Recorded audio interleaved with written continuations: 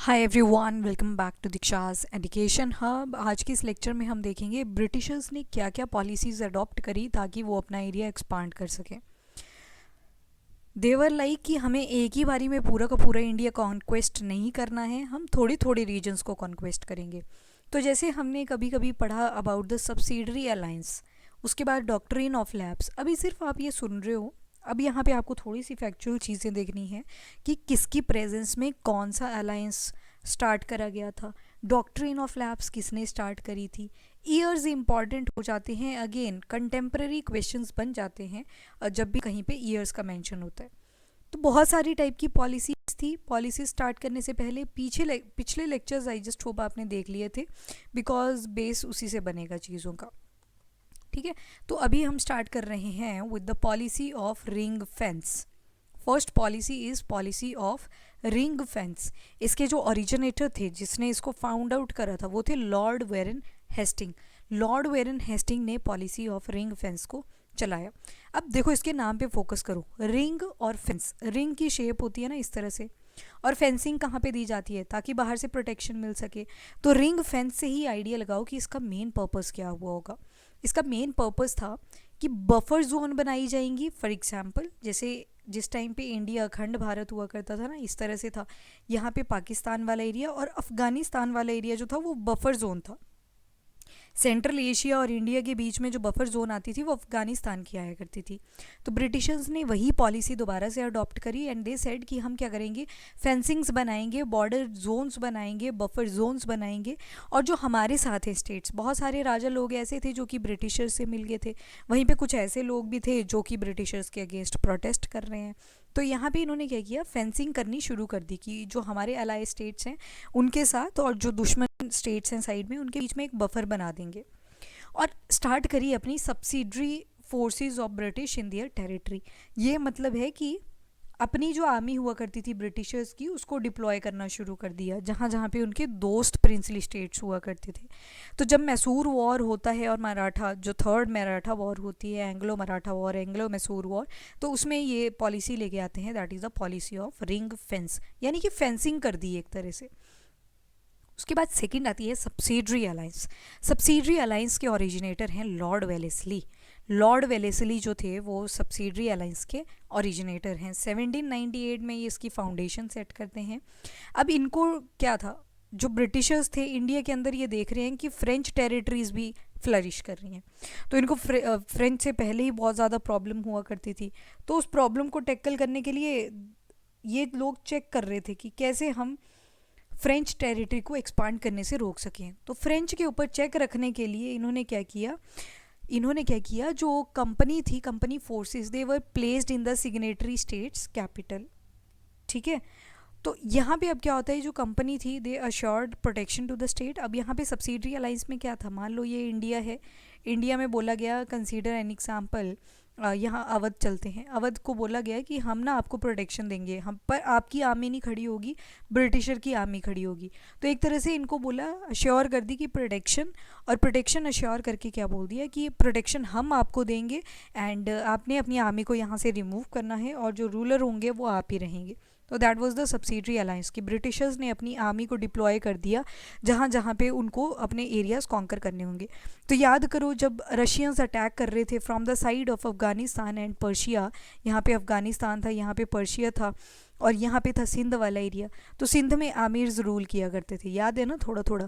तो ब्रिटिशर्स ने देखा कि ये जो आमिर्स हैं इनको इजीली डिफीट किया जा सकता है, तो रशियन तो इनको ऐसे ही उड़ा देंगे यहाँ से। तो इस वजह से ब्रिटिशर ने यहाँ पे सब्सिडरी अलायंस के तहत सिंध को अपने अंडर कर लिया और अपनी आर्मी जो थी वो यहाँ पे डिप्लॉय कर दी थी। That was the subsidiary alliance. किसने किया, लॉर्ड वेलेस्ली ने स्टार्ट किया। उसके बाद नेक्स्ट करते हैं, that is the policy of paramountcy. Paramountcy का मतलब होता है सुप्रीम डोमिनेंस, पॉलिसी ऑफ पैरामाउंटेंसी।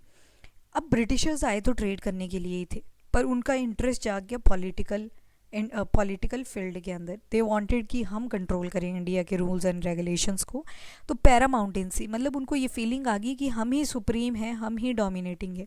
तो इसके अगेन जो रिंग फेंस के ओरिजिनेटर थे लॉर्ड वेरन हेस्टिंग, वही लॉर्ड पॉलिसी ऑफ पैरामाउंटेंसी के भी जो हैं ओरिजिनेटर कहलाए जाएंगे। अब इसके क्या क्या फीचर्स थे, तो जो प्रिंसली स्टेट्स थी उनको बोला गया कि वो ब्रिटिशर्स के अंडर ही रहेंगे, अंडर द प्रोटेक्शनशिप ऑफ या गार्जियनशिप ऑफ ब्रिटिशर्स। ठीक है, अब यहाँ पे बोला गया कि तुम राजा भी नहीं हो, अब जो ऑफिशियल पोजीशंस होंगी उसमें ब्रिटिश बैठेंगे और तुम सिर्फ एक तरह के सबॉर्डिनेट हो, हाँ, उनसे नीचे हो। ठीक है, पहले चलो राजा का दर्जा तो दिया जा रहा था, यहाँ पे राजा का दर्जा भी ख़त्म कर दिया गया जब ये वाली पॉलिसी ऑफ पैरामाउंटेंसी आई, मतलब अब ब्रिटिशर्स ही गद्दी पे बैठने लग गए। उसके बाद आती है doctrine of lapse. Doctrine of lapse के ओरिजिनेटर हैं लॉर्ड डलहौजी। ये आप HPG के जब पढ़ते हो तब भी इसका पढ़ना पड़ता है आपको, लॉर्ड डलहौजी। उसके बाद ईयर है 1848 का। 1857 से कुछ टाइम पहले ही डॉक्ट्रिन ऑफ लैप्स आया, तो 1848 में डॉक्ट्रिन ऑफ लैप्स इम्प्लीमेंट कर दिया गया। इसमें क्या बोला गया, जैसे कि झांसी का एग्जांपल लेते हैं, रानी ऑफ झांसी लक्ष्मीबाई के बारे में आपने सुना होगा। तो जो लक्ष्मीबाई जी थी ना, उन्होंने एक बच्चा अडॉप्ट किया था, एक लड़का अडॉप्ट किया था, वो उनका अपना बायोलॉजिकल किड नहीं था।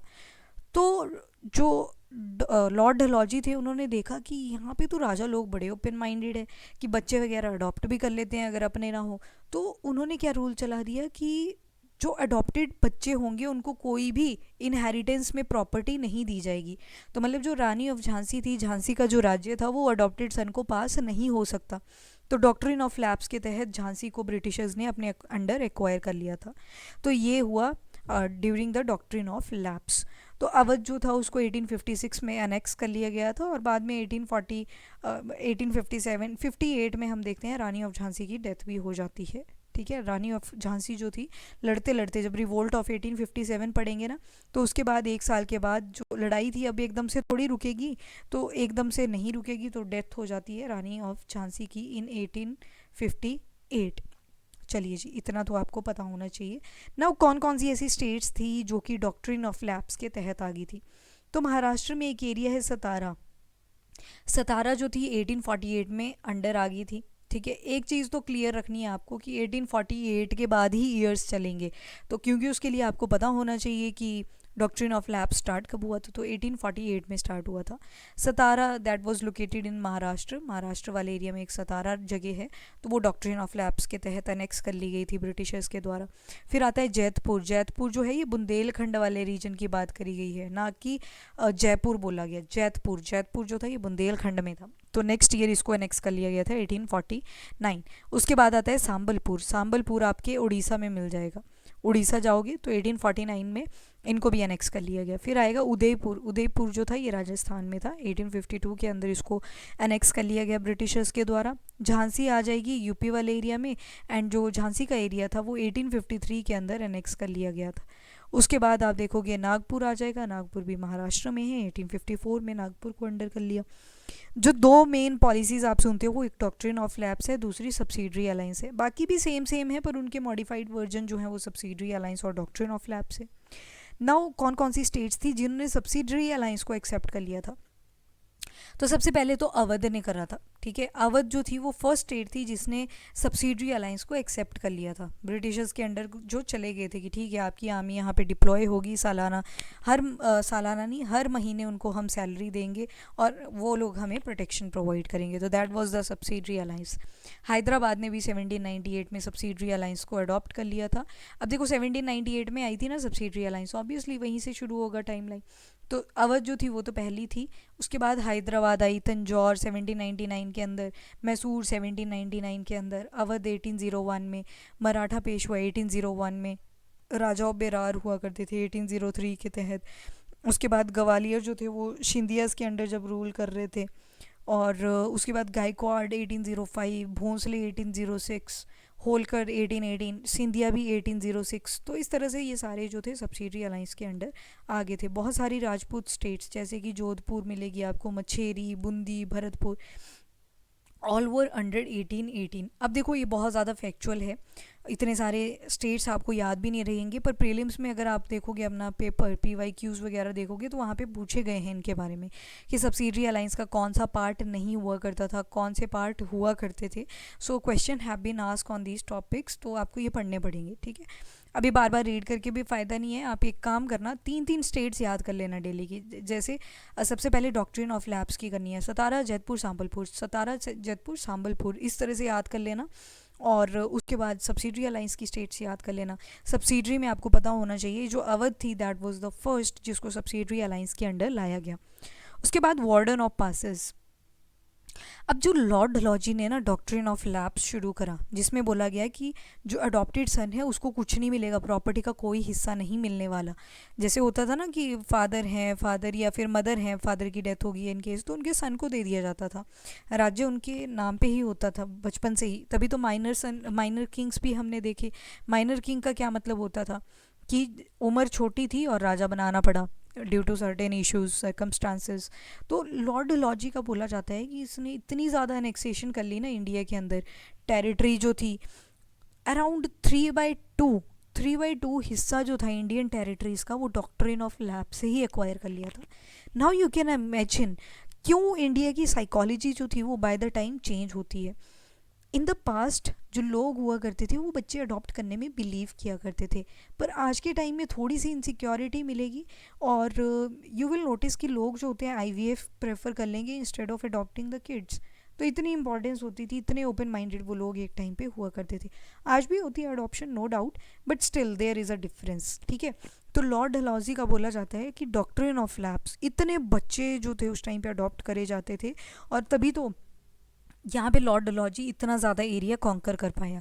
तो टेरिटोरियल साइज जो था ब्रिटिशर्स का वो बहुत ज़्यादा एक्सपांड होता है during the time period of Lord Dalhousie. North west में अगर जाओगे तो ब्रिटिश इंडिया जो थे तिब्बत और चाइनीज़ एम्पायर को भी प्रॉब्लम्स क्रिएट कर रहे थे, इतना ज़्यादा एक्सपेंशन हो रखा था इस टाइम पे। फॉरेन पॉलिसी पे आते हैं, पर एक बार ये फटाफट से जितनी भी पॉलिसीज़ हमने अभी पढ़ी उनको रिवाइज कर लेते हैं। सबसे पहले तो हमने देखी policy of ring fence. Fencing क्यों करी जाती है? प्रोटेक्शन के लिए। तो यहाँ पे बफर जोन बनाए गए, दो स्टेट्स के बीच में एक बफर जोन बना दिया गया। जैसे इंडिया यहाँ पे हुआ करता था, ये पाकिस्तान था, यहाँ पे अफगानिस्तान को बफर बना दिया गया।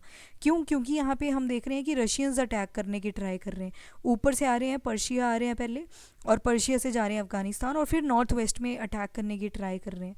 नॉर्थ वेस्ट में हमने देखा आमिर्स लोग जो थे वो रूल कर रहे थे यहाँ पे, और सिंध वाला एरिया यहाँ पे आया करता था। तो उनको क्या किया, जो ब्रिटिशर्स थे उनको हटाना पड़ा था उनको। क्यों? क्योंकि यहाँ पे यू विल नोटिस कि रशियन अटैक करने की ट्राई कर रहे हैं। जो रिंग फेंस है सब्सिडरी अलाइंस भी सॉर्ट ऑफ इसी से मॉडिफाई होके निकल के आएगा, जहाँ पे फिर आर्मी डिप्लॉय कर दी जाएगी। तो यहाँ पे तो बफर जोन बना दिए गए। लॉर्ड वेरन हेस्टिंग का ये आइडिया हुआ करता था जो हमने अभी देखा। फिर उसके बाद सब्सिडरी अलाइंस आ जाता है 1798 के अंदर। 1798 में जो सब्सिडरी अलाइंस था ये लाया गया था लॉर्ड वेलेस्ली के द्वारा, जिसमें बोला गया कि जो प्रिंसली स्टेट्स थी उनको अपने अंडर कर लिया करते थे और आर्मी वहाँ पे ब्रिटिशर अपनी डिप्लॉय कर देते थे। क्यों करते थे? बोलते थे कि हम आपको प्रोटेक्शन देंगे पर आपको हमें पैसा देना पड़ेगा। तो ये थी सब्सिडरी अलाइंस की। फिर पॉलिसी ऑफ पैरामाउंटेंसी। अब क्या कर रहे हैं, पहले राजा तो बोल देते थे उनको, पर अब राजा भी नहीं बोल रहे, अब ब्रिटिशर बोल रहे हैं हम ही राजा हैं भाई। डोमिनेंस जो है वो ब्रिटिशर की सबसे ज़्यादा हो रखी है इस टाइम पे। लॉर्ड हेस्टिंग का ही आइडिया था पॉलिसी ऑफ पैरामाउंटेंसी का। उसके बाद doctrine of lapse, Lord Dalhousie का नाम इससे जुड़ा हुआ है। साल आएगा 1848। एंड जो अडॉप्टेड सन है, यानी कि अगर आपका बायोलॉजिकल किड नहीं है तो ये जो संपत्ति है ये उस अडॉप्टेड सन को नहीं दी जाएगी, वो ब्रिटिशर्स को चली जाएगी। ठीक है, तो ये पॉलिसी चलाई थी लॉर्ड डलहौजी ने। और ये बोला जाता है कि लॉर्ड डलहौजी ने ही 3/2 एरिया जो था इंडिया का वो कंक्वेस्ट करा था by using this doctrine of lapse. देखो 1848 में आती है ना, 1857 में तो रिवोल्ट हो जाता है, तो 5-6 साल में ही बहुत सारे एरियाज डॉक्ट्रिन ऑफ लैप्स के अंडर आ गए थे। सतारा आ गया महाराष्ट्र का, जैतपुर आ गया बुंदेलखंड का, संबलपुर का, ये उड़ीसा का एरिया हुआ करता था, उदयपुर राजस्थान का एरिया। तो इतना सारे एरिया जो था वो कहीं ना कहीं डॉक्ट्रिन ऑफ लैप्स के थ्रू ही कॉन्कर कर लिया गया था। उसके बाद बहुत सारे स्टेट्स थी जिन्होंने सब्सिडरी अलाइंस को एक्सेप्ट कर लिया, जैसे कि हैदराबाद, तंजौर, मराठा, ग्वालियर। तो ये सारे जो थे इनको सब्सिडरी अलाइंस के अंडर कंक्वेस्ट कर लिया था ब्रिटिशर्स ने। अवध की बात करिए, अवध जो था फर्स्ट स्टेट बना, फर्स्ट प्रिंसली स्टेट बना जिसको ब्रिटिशर्स ने अडॉप्ट करा था अंडर द सब्सिडरी अलाइंस। और सब्सिडरी अलाइंस चला कब था? तो इट स्टार्टेड इन 1798। ठीक है, और 1848 में जाके आया था doctrine of lapse. Subsidiary alliance किसने स्टार्ट किया? तो लॉर्ड वेलेस्ली, वेलेस्ली का नाम याद रखना पड़ेगा आपको। एंड डॉक्ट्रिन ऑफ लैप्स किसने किया? तो लॉर्ड डलहौजी। नाम इनके पता होने चाहिए। और बाकी जो रिंग फेंस थी और पैरामाउंटेन थी वो लॉर्ड हेस्टिंग का आइडिया था। अब वार्डन ऑफ पासिस, यहाँ पे बताया गया है कि डलहौजी ने 1848 में जब डॉक्ट्रिन ऑफ लैब शुरू करी तो अराउंड 3/2 एरिया जो था इंडिया का वो अपने अंडर कंक्वेस्ट कर लिया था। इतना ज़्यादा एरिया इन्होंने कॉन्कर करा इवन नॉर्थ वेस्ट में ये पहुँच के कि तिब्बत और चाइनीज़ एम्पायर को भी ये प्रॉब्लम्स क्रिएट कर रहे थे। मतलब इनके सपने थे कि हम इधर भी चले जाएं, क्योंकि ब्रिटिशर्स आए इसी पर्पज़ से थे कि अब हम चाहते हैं कि हम सारी जगह पे फ्लरिश करें खुद को। और अभी ब्रिटिशर्स का चल रहा है फर्स्ट फेज़, जहाँ पे कंपनी रूल चल रहा है। 1857 से लेके 1857 तक का जो टाइम पीरियड है, ये 100 साल जो है, इनको बोला जाता है कि फर्स्ट फेज़ था ये ब्रिटिशर्स का, जहाँ पे क्राउन का इनडायरेक्ट रूल चला हुआ है। ये जो प्रॉब्लम्स क्रिएट कर रही है ना, ये कंपनी के ऑफिशियल थे जो ट्रेड करने के लिए भेजे हुए थे। अभी क्राउन का रूल चलेगा 1857 के बाद, जब रिवोल्ट करेंगे Indians in 1857। Now foreign policy देख लेते हैं। फॉरेन पॉलिसी कौन कौन से फ्रंट्स पे हम देखेंगे। सबसे पहले तो नॉर्थ वेस्ट में चलो। नॉर्थ वेस्ट में आपको मिल जाएगा अफ़गानिस्तान वाला एरिया। यहाँ थोड़ा सा नॉर्थ वाले पोर्शन में अगर देखोगे तो आपको मिल जाएगा नेपाल वाला एरिया। नेपाल के बाद थोड़ा सा आगे जाते हो आप, यहाँ पे मिलता है भूटान। और फाइनली नॉर्थ ईस्ट का बॉर्डर लगता है म्यांमार के साथ। म्यांमार उस टाइम पे इसको बर्मा बोला जाता था। ठीक है, तो ये यहाँ पे फॉरेन पॉलिसीज़ भी अडॉप्ट करी गई। अब ब्रिटिशर्स क्यों आए थे? ब्रिटिशर आए ट्रेड करने के लिए, कमर्शियलाइजेशन करने के लिए, अपना कमर्स एक्सपांड करने के लिए। अब एशिया के साथ साथ इनका इंटरेस्ट अफ्रीका में भी था। एशिया में ये भी सिर्फ इंडिया तक ही सीमित थे, पर ऐसे हमने देखा कि एक्सपांशन ये चाहते थे कि चाइना और तिब्बत वाले एरिया में भी चली जाए। तो ब्रिटिशर के इंटेंशन चेंज हो गए थे from commercialisation to expansion policy. They wanted to expand now more and more. ठीक है, तो इसकी वजह से क्या होता है कि टेरिटोरी की, अब जो टेरिटरी होती है उसके पीछे लड़ाइयाँ होनी शुरू हो जाती हैं ब्रिटिशर्स के और जो इंडियंस के लोग हुआ करते थे। तो अब इंडियन जो थे, इंडिया का जब भी आप कंट्री को देखते हो ना, तो आप 3 जुटों में देखते हो आज के टाइम पे। एक होता है रूरल, सभी ने सुना है, गांव क्षेत्र जो होता है। दूसरा होता है अर्बन, शहरी क्षेत्र। और एक एरिया होता था ट्राइबल, जो लोग फॉरेस्ट के ऊपर अपनी चीज़ों के लिए डिपेंडेंट हुआ करते थे। जैसे कि वहाँ से शहद एक्सट्रैक्ट कर लिया, लकड़ी काटी, बाहर आके वो बेच दी। तो मतलब एक तरह से एक्सचेंज हुआ करता था गुड्स का। ठीक है, तो यहाँ पे हम देखते हैं कि जो ट्राइबल्स हैं वो भी रिवोल्ट क्रिएट करेंगे इन 1857 अगेंस्ट द ब्रिटिशर्स। मतलब चल तो पहले से रहा है, एक ही साल में थोड़ी सारी लड़ाइयाँ होंगी, लड़ाइयाँ तो चलती आ रही हैं। तो इंडिया के जो नेचुरल फ्रंटियर्स थे वो भी सारे कॉन्कर कर लिए थे ब्रिटिशर्स ने। लास्ट में याद होगा आपको एंग्लो सिंध वॉर हमने देखा था, ताकि अफ़गानिस्तान को के ऊपर चेक रखा जा सके, क्योंकि अफ़गानिस्तान के साथ भी बिगड़ रही थी ब्रिटिशर्स की। बिकॉज वी नो कि ऊपर की तरफ से रशियंस आए पहले पर्शिया पे, और पर्शिया से निकलते थे अफ़गानिस्तान की तरफ। पर्शिया मतलब आज का ईरान वाला एरिया। और फाइनली इंडिया पहुंच जाया करते थे। तो ब्रिटिशर्स और रशियंस की बन नहीं रही है, आपस में राइवलरी क्रिएट हो रखी है। फ्रेंच के साथ ब्रिटिशर्स की बन नहीं रही। तो इंडिया के जितने भी नेचुरल फ्रंटियर थे वहाँ तक इन्होंने एरिया अपना एक्सपांड कर लिया था। इम्पीरियलिस्टिक नेशन इन्होंने बनाने की ट्राई करी। इनको लगता था कि हमें ही सारी रिस्पॉन्सिबिलिटी मिली हुई है ये काम करने की। ठीक है, तो ये सारी चीज़ें चल रही हैं। अफ़गानिस्तान के बारे में अगर बात करेंगे तो अफ़गानिस्तान की वही स्टोरी है दोबारा से। ये नॉर्थ वेस्ट वाला एरिया आ गया, जहाँ पे आपको सिंध मिलेगा, और यहाँ पे मिल जाएगा आपको, पाकिस्तान में ही था ना सिंध वाला पोर्शन, एंड यहाँ पे मिल जाएगा अफ़गानिस्तान। और इधर था पर्शिया, ऊपर थे रशियंस, और रशियन आ रहे हैं पहले पर्शिया, और पर्शिया से चल रहे हैं टुवर्ड द अफ़गानिस्तान। अब कहीं बोलेंगे कि मैम इधर से ही आ जाते, तो यहाँ पे हिमालय, जो ट्रांस हिमालयन रेंजेस हैं वो बहुत ज़्यादा कॉम्प्लेक्स है। So it was easy at that time कि पर्शिया वाले रूट को अपनाया जाए और वहाँ से अटैक्स करे जाए। तो 19th सेंचुरी में हम देखते हैं कि ब्रिटिश और रशियन के बीच में आपस में नहीं बन रही, और जिस वजह से अब ब्रिटिशर्स की इंटरफेरेंस हो रही है अफ़गानिस्तान के अंदर। जो ब्रिटिशर्स हैं इंडिया के अंदर, इनकी प्रॉब्लम्स क्रिएट हो रही हैं अफ़गानिस्तान के अंदर, क्योंकि ब्रिटिशर बोल रहे हैं कि तुम या तो हमारे अंडर आ जाओ, क्योंकि तुम रशियंस को रोक ही नहीं पा रहे। तो that was the first reason कि ब्रिटिशर की रशियन के साथ तो बन ही नहीं रही, और साथ में अफ़गानिस्तान के साथ भी नहीं बन पा रही।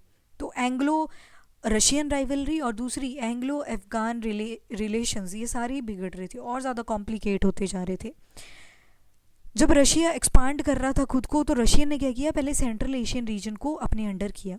सेंट्रल एशियन जो ये रीजन्स हुआ करते थे, इसको आप याद रख सकते हो K²U T²। K for Kyrgyzstan, K for Kazakhstan, U for Uzbekistan, T for Turkmenistan and T for Tajikistan. और इसके नीचे आया करता था अफ़गानिस्तान, और साइड में आ जाएगा पाकिस्तान।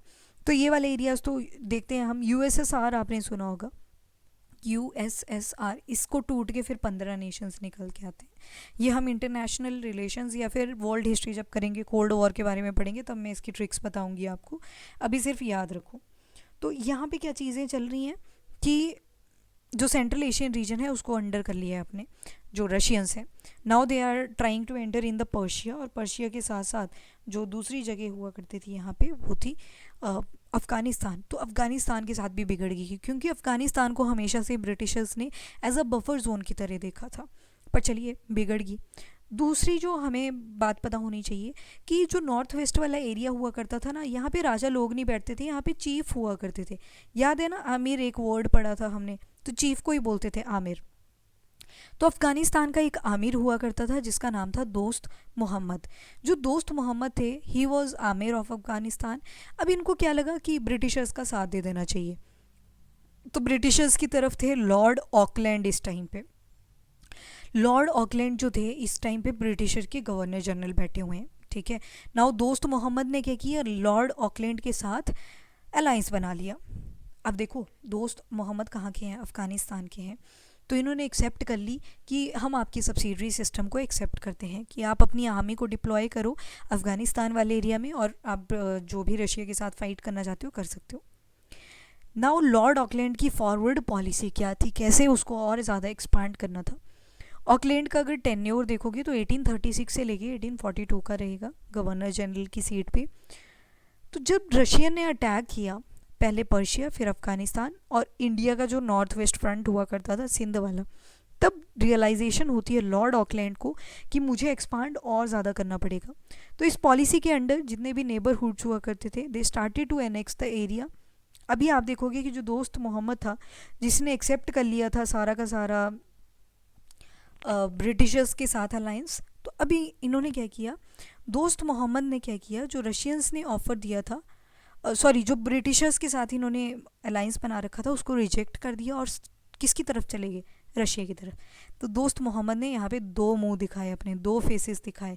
क्या क्या, पहले तो ब्रिटिशर्स के साथ अलायंस बनाया और उनकी सब्सिडरी अलायंस भी एक्सेप्ट कर ली, पर उनको वो पसंद नहीं आई। तो लॉर्ड ऑकलैंड के साथ जो भी इन्होंने साइन करा था कि सब्सिडरी अलायंस हम एक्सेप्ट करते हैं, उसको तोड़ के अब किसकी तरफ चले गए, अब चले गए रशियंस की तरफ। कर दिया ना धोखेबाजी दोस्त मोहम्मद ने। तो अब लॉर्ड ऑकलैंड ने बोला कि अब तो मुझे अफ़गानिस्तान तक का एरिया इन्वेड करना पड़ेगा। 1839 में क्या होता है, ब्रिटिश ने अपने मिलिट्री ट्रूप्स भेजे ताकि अफ़गानिस्तान को अटैक किया जा सके, और यहाँ पे होता है फर्स्ट एंग्लो अफ़गान वॉर।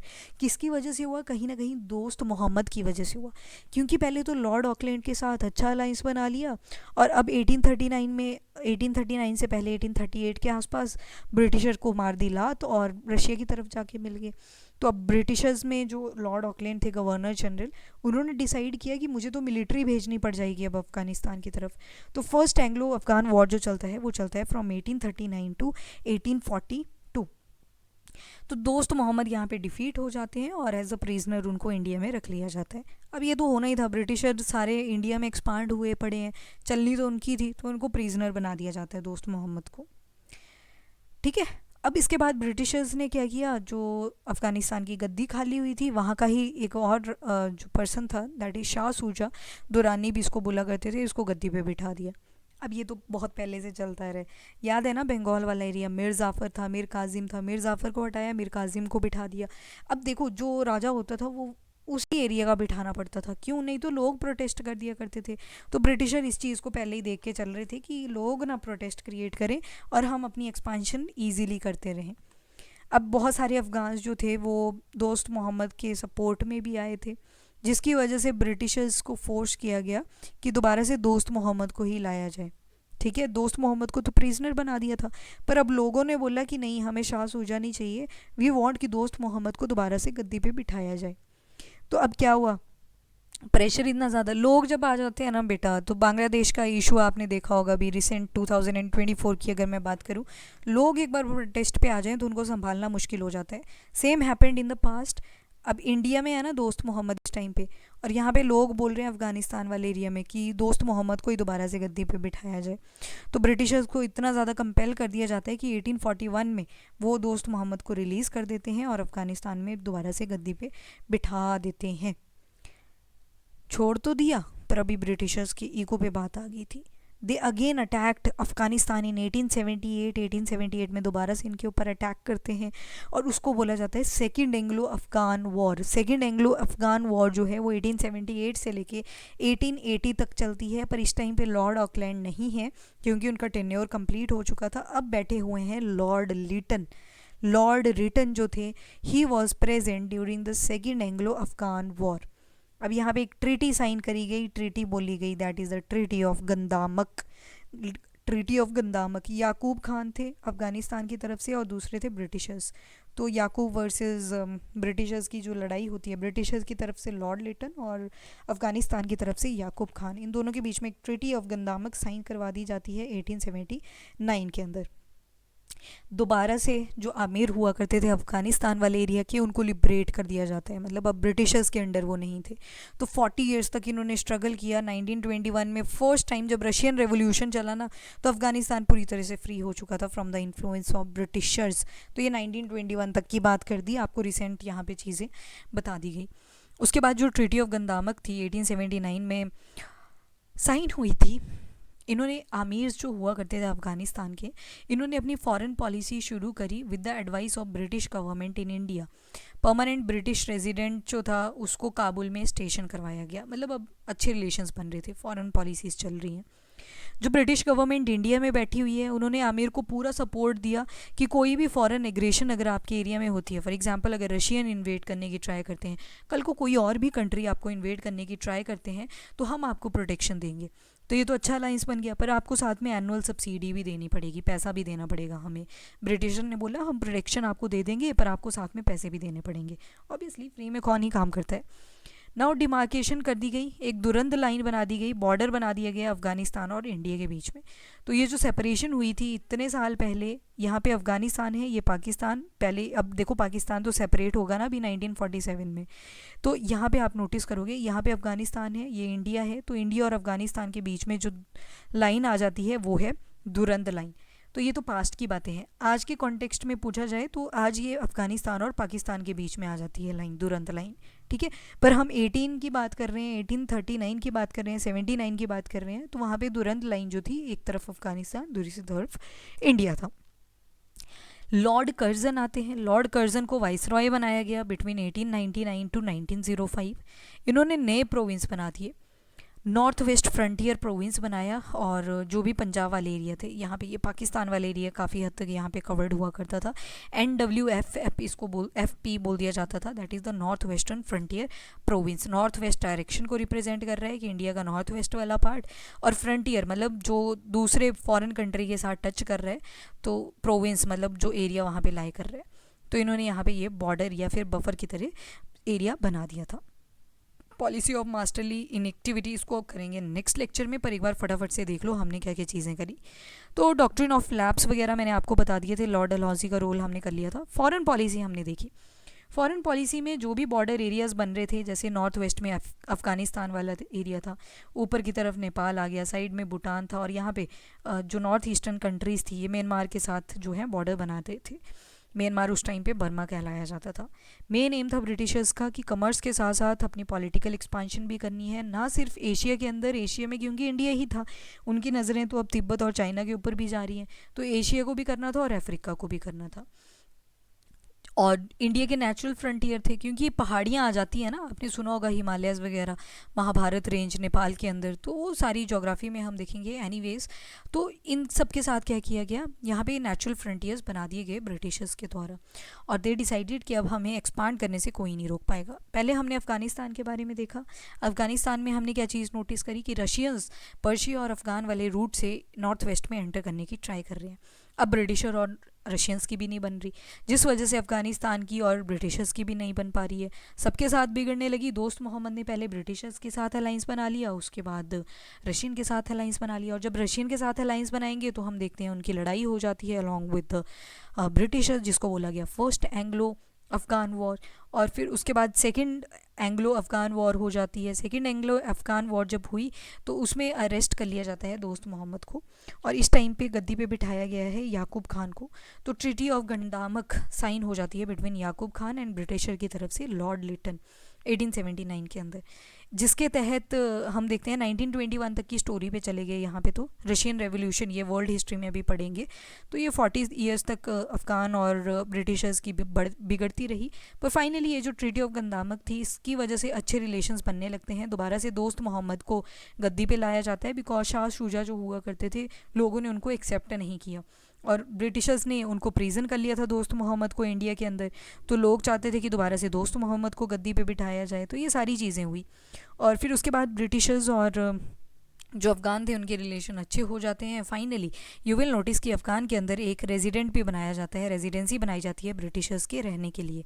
और यहाँ पे एक लाइन खींच दी जाती है जिसको बोला गया दुरंद लाइन। दुरंद लाइन जो थी ये बॉर्डर बनाया गया बिटवीन अफ़गानिस्तान एंड इंडिया। और अगर 1947 के बाद देखें तो ये बॉर्डर बनता है between Afghanistan and Pakistan. Now ये पॉलिसी ऑफ मास्टरली इनेक्टिविटी क्या थी, इसको करेंगे नेक्स्ट लेक्चर के अंदर। नेपाल वगैरह जो अभी बचते हैं अपने, भूटान आ गया, देन म्यांमार वाला एरिया जो नॉर्थ ईस्ट के साथ बॉर्डर शेयर कर रहा है, ये सारा हम देखेंगे नेक्स्ट लेक्चर के अंदर। अभी एक लेक्चर लग जाएगा इसका। तो अभी के लिए इतना ही। If you like the video, do like and share as well as subscribe the channel. Keep watching, keep studying, have a nice day.